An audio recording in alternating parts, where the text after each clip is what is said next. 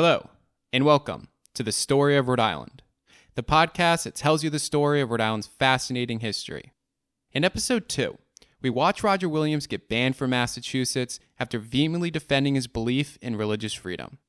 For episode 3, we'll follow Roger Williams after he's just been kicked out of Massachusetts and cast out into the frigid New England wilderness.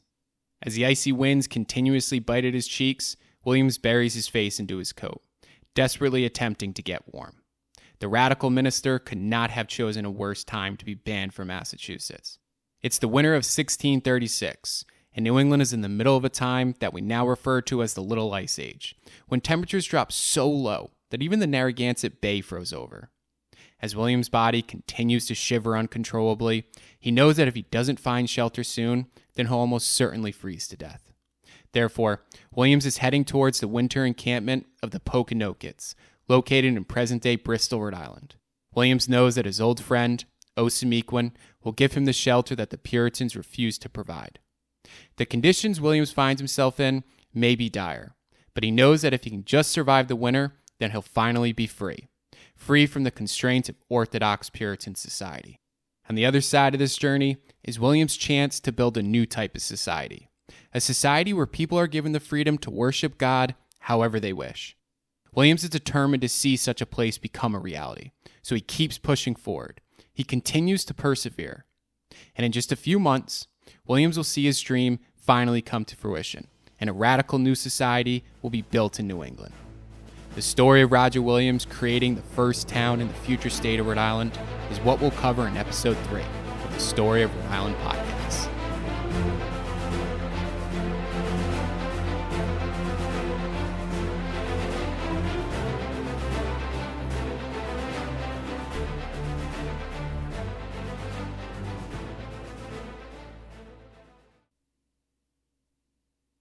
Roger Williams is woken up by a fire that warms his weakened body.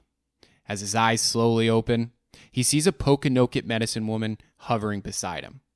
As she tends to the fire, she also places animal furs on Williams to help warm his body. After traveling for weeks, Williams finally made it to Soams, home of the Pokanoket tribe. Just when it seems as though Williams may finally succumb to the harsh winter weather, he managed to locate a rock that shielded him from the relentless winds. When members of the Pokanoket tribe found Williams asleep at that rock, they built him a fire to provide him with some much-needed warmth. This is the fire that William finds himself waking up to. After waking, William tries to sit up, but he's still too fragile. The medicine woman rubs her hand on his shoulder and tells him to rest. Then, Williams begins to squint his eyes and looks at the man standing next to the medicine woman. He can't believe who he's seeing. It's his friend and the Pokanoket sachem, Osamequin. While living in the Plymouth and Massachusetts Bay colonies, Williams traded with the Pokanokets, and during that time, he cultivated a strong friendship with Osamequin. The Pokanoket grew to trust Williams when they realized he was an open-minded individual who genuinely respected their way of life. Williams smiles, as he's happy to see his friend again and thankful that he can now spend time recovering from his dreadful journey. Williams wraps the furs tightly around his body and drifts back to sleep. Over the next couple of weeks, Roger Williams remains at the rock and is slowly nursed back to health by the medicine woman. The English will later refer to her as Margaret, and the place where she nursed Williams back to health will become known as Margaret's Rock. The rock still stands there today and is located in Swansea, Massachusetts, just over the Warren, Rhode Island border. After healing at the rock, Williams is brought to the Pokanokets winter encampment on Mount Hope in present-day Bristol, Rhode Island. While the Pokanokets are happy to protect Williams from death, he's received no such sympathy from the Puritans of Massachusetts. During his time in the wilderness, Williams received a letter from John Cotton, the famed Puritan minister who he argued with religious freedom back in Massachusetts. The letter told Williams that if he were to die in the wilderness, then so be it. It was his own sin that led him to such an outcome. When spring approaches, Williams moves to a piece of land that Osamequin deeds him. The land is on the east bank of the Seekonk River and located in present-day East Providence, Rhode Island.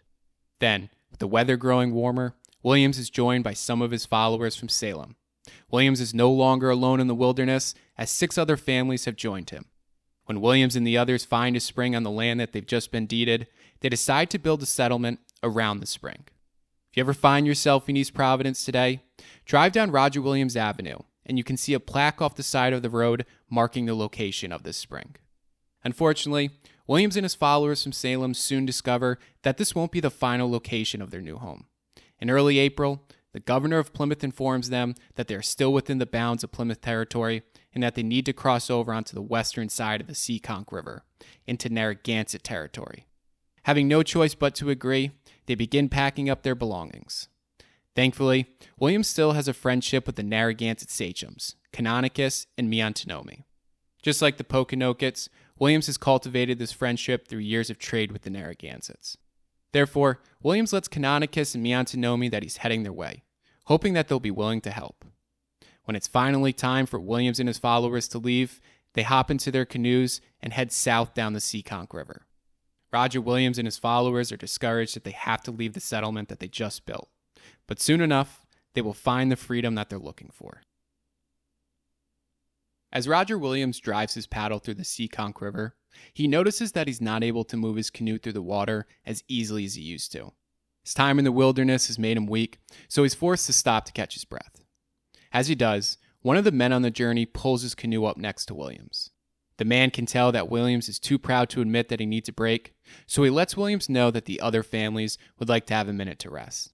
Williams can take the hint, so he puts his paddle on his canoe, and the two men begin to chat. The man Roger Williams is speaking to is William Arnold, and his great-great-grandson, Benedict Arnold, will become one of the most infamous traders in American history. Luckily for Roger Williams, those challenges will take place long after his lifetime, but Williams will have some of his own problems with the Arnold family. In just a few years, the man Williams is speaking to will threaten to destroy the radical society Williams is about to create when he helps Massachusetts claim jurisdiction over part of that society. But that's a story for another day, because for now, Roger Williams has yet to even build that new society. As the two men continue to chat, Williams notices the Narragansett sachem, Miantonomi, and members of the Narragansett tribe standing on the western side of the Seekonk River. Williams, happy to see his friend again, rows his canoe towards them. After landing his canoe on the sand, he steps onto a piece of land that we know as Fox Point today, and approaches the Narragansett men at the intersection of present-day Gano and Williams Street. Miantonomi greets Williams warmly and says, "What cheer need, Top?" Or what we know today as, "How's it going, friend?" As the two men begin to chat, Williams officially finds himself in Narragansett territory, home of the most powerful tribe in southern New England. The size and quality of the Narragansett's land illustrates the tribe's power. Their land encompasses most of modern-day Rhode Island that sits to the west of Narragansett Bay, as well as the islands inside of the bay. The Narragansett's land is some of the most prized land in all of New England. Its inlands provide lush land for farming, while the bay acts as a strategic location for seaborne trade. During the conversation, Miantonomi tells Williams about a piece of land he can use for his new settlement. When Williams inquires about the location, he's happy to know that it's only about a mile northwest from where they stand. Williams is elated, and after gathering directions from Miantonomi, he rushes back to his canoe to tell the families traveling with him. The men, women, and children breathe a sigh of relief as they finally found a place that they can call home, a place where they are free from the constraints they dealt with while living in Massachusetts. So Williams and the other families with him, energized by the good news, hop into their canoes and continue down the river. The families travel west down the river for about a mile while hugging the land we know today as Fox Point to their north. Then they turn north up what we know today as the Providence River until they come to an intersection, at which they continue straight up the Mashastic River. As Roger Williams looks to his right, he sees a plot of land at the base of a 200-foot-high hill that we know today as College Hill. Williams, realizing this is the area Miantonomi was referring to, beaches his canoe and steps out onto the land. While still breathing heavily from his journey, he makes his way up the steep hill and scans the land all around him. As he looks around, he sees ancient forest trees to his west, the Great Bay to the south, and hillsides that are thickly wooded with oak and cedar trees. When Williams finally catches his breath, he notices that the other families have joined him at the top of the hill. As they all admire their new home, they smile, as they have finally found the freedom they are looking for. The freedom to build a new type of society, a society that will not persecute anyone for their religious beliefs. And that's exactly what they do. Their town becomes the first place in the entire Western world that allows for complete religious freedom, and one where the church and the state act as two completely separate institutions. Then, the town becomes even more radical by setting up a democratic form of government, where the future of the town is voted on by the head of each household instead of a monarchy or a parliament that the common people have little influence on. The town even allows a woman by the name of Alice Daniels to be a voting member after she becomes the head of her household. When thinking on what to call the town, Roger Williams thinks about the merciful providence he's received from God and how it was God's providence that allowed him to overcome the challenges he's encountered over the past several years. So in honor of that fact, Williams decides to call the town Providence and says that it will be a, quote, shelter for persons distressed of conscience, unquote. The fact that Roger Williams, a devoutly religious individual of the 17th century, chose to create such a free society is truly remarkable. Williams' whole life is centered around living by the word of God and encouraging others to do so as well. It is the single most important thing in his life. And everyone in the Western world has been telling him that the only way to ensure people live by the word of God is by the state controlling the religious beliefs of its people and its churches. They've been telling him that if these things are not controlled, then a society is bound to drift off into a world of sin and chaos. But Williams rejected such an idea. He's seen what happens when the state attempts to control the religious beliefs of its people. The European monarchs have been attempting to do this for centuries, and it's led to nothing but war and internal conflict. On top of that, Williams refused to accept the notion that the state has any right to control the religious beliefs of its citizens. So instead of control, Williams has chosen freedom. He's not only given the people of Providence religious freedom, but the freedom to democratically vote on the future of the town as well. By the time it's all said and done, Providence is the freest society in the entire Western world. So in 1636, on just a small piece of land in the heart of Narragansett territory, the tiny town of Providence is created, and with it, a brand new type of freedom in the Western world.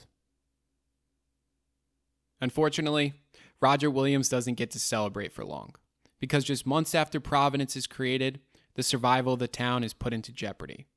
In the summer of 1636, it becomes clear that a war is about to break out between Massachusetts and the Pequot Nation, one of the strongest tribes in southern New England. Now, initially such a war doesn't seem so threatening to Providence, as most of the fighting would likely take place in Pequot territory, which is located in present-day southern Connecticut, keeping Providence out of harm's way. On top of that, it's initially assumed that the Narragansetts will side with the English. This would give the English a decisive advantage, putting a quick end to the war and preventing it from spreading out of southern Massachusetts. However, as the end of summer approaches, Massachusetts finds out that the Pequots have been attempting to convince the Narragansetts to side with them instead of Massachusetts. If this were to happen, it would mean the fighting would shift from southern Connecticut to Narragansett territory, putting Providence in the heart of the fighting. Such an outcome would almost certainly lead to the destruction of Providence. And the Narragansetts certainly have their reasons to team up with the Pequots. Over the past several years, the Narragansetts have watched the English mistreat them time and time again, and they've also watched their sovereignty slowly begin to fade away as well. This could be the Narragansetts' last chance to protect the sovereignty of their tribe and defeat the English before they grow too strong. The combined size of the Narragansett and the Pequot nations, along with their deep understanding of the terrain, could be enough to defeat the English forces. The English are well aware of this fact, and the idea of a Pequot-Narragansett alliance horrifies them just as much as it does Roger Williams. Therefore, Massachusetts know they must do everything they can to ensure the Narragansett side with them instead of the Pequots. They also know that the Narragansett sachems, Canonicus and Miantonomi, trust Roger Williams more than any other Englishman in New England. Therefore, in late August of 1636, the leaders of Massachusetts ask Roger Williams to travel into the heart of Narragansett territory so that he can try to convince the Narragansetts to side with Massachusetts instead of the Pequots. Or to put it more ironically, the people who just banned Roger Williams from their colony, not knowing if he'd make it through the winter alive, are now asking him to save their colony from potential destruction. Now, as ironic as the request may be, Williams knows that he has no choice. Because if the Narragansetts choose to fight alongside the Pequots, then Providence will almost certainly be destroyed. He must do everything he can to prevent that from occurring. So in early September of 1636, Roger Williams hops into his canoe, travels 30 miles south down Narragansett Bay, and marches straight into a Narragansett Pequot War Council completely uninvited. Roger Williams will now attempt to save the town he just created from being completely destroyed. As Roger Williams sits at the center of a large, smoky wigwam filled with hundreds of Narragansett warriors, he can't help but to be nervous. All around him are the fiercest men of the most powerful tribe in southern New England, and most of them have developed a deep hatred for the English. Williams can feel some of this hatred directed towards him, as he's the only white man in the entire village filled with thousands of Narragansetts. Thankfully, he's comforted by the fact that he's sitting next to their great sachem, Canonicus, a man who deeply respects Williams and is allowing him to participate in these discussions even though he was not invited. But that sense of comfort quickly fades away when he looks across the wigwam and sees ambassadors from the Pequot Nation glaring at him. Their eyes are filled with hatred. It's easy to understand why they hold so much resentment towards Williams when one considers what's at stake. The Pequots are about to go to war with Massachusetts, and they know that if the Narragansetts choose to side with Massachusetts, then they'll almost certainly lose the war. So as they look at this white man, a white man who once lived in the same colony they're about to go to war with, they see a man who's attempting to destroy their tribe. Williams feels the hatred in their glare, so he quickly turns away and directs his sights back to the passionate conversations taking place. As the debate rages on, men from the Pequot Nation explain to Canonicus how unless they team up and put a stop to the English, that the English will eventually take all the natives' land, leaving them with nothing. This could be their last chance to put a stop to the English expansionist designs before they grow too strong.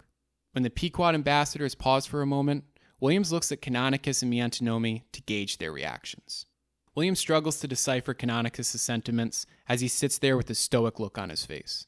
However, the thoughts of the younger, far more passionate sachem, Miantinomi, are far easier to decipher.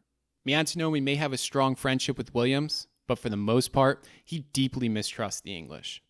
As Williams looks at Miantinomi's face, he can tell that he's being persuaded by the Pequot ambassadors. Williams knows that he must insert himself into the conversation, so he asks for permission to speak. Canonicus allows it. As Williams starts to speak, his voice begins to tremble as the eyes of the entire wigwam are now shifted towards him. He once again feels the glare from the Pequots across the wigwam. Williams starts his argument by reminding Canonicus and Miantinomi about the power of the English. They may not have the numbers, but their superior technology gives them a great advantage. He reminds the Narragansetts that by siding with the English, it guarantees them a victory and ensures the survival of their tribe. Williams can see that his words are resonating with Canonicus. As enticing as it may be to side with the Pequots, Canonicus also knows that it's extremely risky. If they go that route and lose the war, then it would mean thousands of his people would die, and potentially the destruction of the entire tribe. Williams realizes his arguments are working, so he continues speaking. But then, Williams makes a mistake. Williams attempts to vouch for the character of the English and claims that they have done nothing to prove that they cannot be trusted. As soon as Williams finishes his statement, he realizes that he's made a mistake. Williams can tell that Miantinomi is furious, that he's even dared to make such a claim. Miantinomi angrily stands up and is about to respond to Williams' statement, but he stops. When he realizes their great sachem, Canonicus, has something to say. Canonicus places his long tobacco pipe on the ground and slowly begins to rise. The entire wigwam becomes completely silent, as is to be expected when a great man of few words begins to speak. Canonicus then takes a small stick, breaks it into 10 pieces, and lays them at the center of the wigwam. The elderly sachem picks up one of the sticks, holds it up in front of Williams, and describes a time when the English had wronged them in trade. Then he picks up another stick and tells Williams about a time the English had wronged one of their sub-tribes and disrespected their sachem. As Canonicus continues to describe a time the English have wronged their tribe for each and every one of the sticks he picks up, Williams can feel the sweat dropping from his forehead. Throughout the process, Williams can't help but to be reminded about his recent banishment from Massachusetts and how Canonicus has a point. When Canonicus finishes speaking, Williams stands there quietly for a moment. He's not sure exactly what to say, so he tries to redirect the conversation back towards the strength of the English. He tries to remind Canonicus that allying with the English, as imperfect as they may be, is the Narragansett's best chance for survival. The debate continues on for another couple of hours until Canonicus decides that they've had enough for today, and that they will continue tomorrow morning. Williams stays the night and participates in a discussion that takes place the following day. Then, when nothing is resolved on the second day, he stays the next day as well. But after 3 days of intense discussion, Canonicus decides that he's heard enough, and he ends the war council. He tells Williams and the Pequots that he will discuss what he's heard with Miantonomi and make a decision when they're ready. This answer bothers Williams, as he was hoping to leave the war council with a definitive answer from the Narragansetts. But that's not the case, and now Williams will just have to wait and see what the Narragansetts choose to do. The fate of Providence lay in the decision of the Narragansetts. It's October of 1636, almost 2 months after the Narragansett Pequot War Council, and Roger Williams is sitting in his house with his friend, William Blackstone. Blackstone moved to Narragansett territory about a year before Williams founded the town of Providence. In 1635, Blackstone grew tired of the large influx of Orthodox Puritans moving into Boston, so he sold his property to the Puritans and moved to present-day Cumberland, Rhode Island. The land he sold to the Puritans is known as Boston Commons today. On this fall day, Roger Williams and Blackstone are celebrating good news. They've just been informed that the Narragansetts have decided to ally themselves with Massachusetts instead of the Pequots. Blackstone congratulates Williams for his efforts, as he knows his journey into the War Council helped to sway the Narragansetts away from allying with the Pequots. But the Pequot Nation has a very different reaction to the news, as their tribe now has to go to war with not only Massachusetts, but the Narragansett tribe as well. The war proves to be disastrous for the Pequot Nation. Today, the war is known as the Pequot War, and by the end of it, the Pequot Nation is almost completely destroyed. During one of the battles of the Pequot War, the Narragansett witnessed the English massacre hundreds of Pequot men, women, and children who refused to come out of a surrounded fort. The Narragansetts are disgusted by the actions of the English and begin telling them that there's no need for such violence. But the English refuse to listen, and their actions are meant to prove a point. Any native tribe that dares to threaten the English will face complete destruction. The Narragansett's decision to side with the Pequot certainly proves to be disastrous for the future of the Pequot Nation, but it does ensure the survival of Providence. This also means that Roger Williams' radical experiment in religious freedom is able to live on as well. And soon enough, Williams is about to watch his experiment grow. Because while the Pequot War is raging on, there's yet another religious zealot stirring up trouble in Massachusetts. By the end of 1637, this person has managed to create an influential following in Massachusetts, and the colony finds itself completely divided. This remarkable person is a woman by the name of Anne Hutchinson, and she's about to be banned from Massachusetts. When that happens, her followers will take refuge on an island in Narragansett territory and create Rhode Island's second and third towns. But that's a story for next time, on episode 4 of the Story of Rhode Island podcast.